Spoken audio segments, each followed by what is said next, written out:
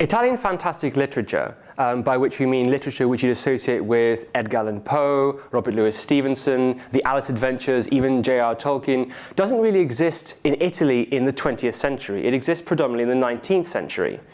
So with the idea of Robert Louis Stevenson and Edgar Allan Poe, fantastic literature is essentially the kind of literature which involves the supernatural, the impossible, the bizarre, the weird, the abstract. It's a very broad term depending on whose definition you're using and which author you're looking at. In Russia, in North America, in Britain, in France, in Germany, it exists predominantly in the 19th century. That's the heyday. And it does exist in the 20th century, but for Italy, it arrives late into the 19th century. And there are cultural and historical reasons for this. At the time, in the 19th century, Italy is unifying. It's becoming a new nation, which means that the reading elite public are more concerned with what is real, what it means to be a nation, what it means to be Italians. And so there isn't really literary space for things like ghosts and vampires, by contrast. The first Italians to write fantastic stories are a group of Milanese bohemians called the Scapigliati, literally translated as the disheveled ones. And one of their number, a man called Ugo Tarchetti, writes the first collection, the Racconti Fantastici, in 1869. And the titles are traditionally Gothic and macabre, such as Le Leggende del Castello Nero, the Legends of the Black Castle, or Un osso di morto, Dead Man's Bone. But there is some tongue-in-cheek play there and some comedy in his titles, such as, for example, La lettera U, the letter U, or my favorite, Uno spirito in un lampone, a ghost in a raspberry.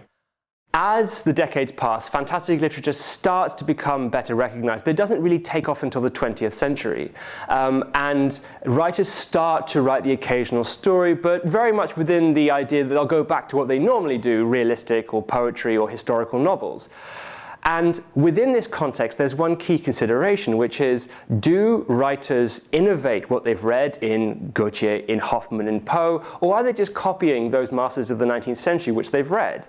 One example would be Massimo Bontempelli's La scacchiera davanti allo specchio, which is the chessboard in front of the mirror of 1921-22, which, as you might think, sounds very much like Through the Looking Glass and What Alice Found There by Lewis Carroll, and it draws very strongly from that story. In other words, is it an original story or not? Now, the heyday, the key turning point for fantastic literature in Italy occurs in the 1950s, specifically after 1952, when Italo Calvino, who is an up-and-coming social realist writer at the time, writes a trilogy of fairy tales, the first of which is entitled Il Visconti di Mezzato in 1952, The Cloven Viscount, which is a story about a viscount who is cut in half by a cannonball. The two halves, good and evil, go off on different adventures and are eventually reunited to form a single whole character at the end.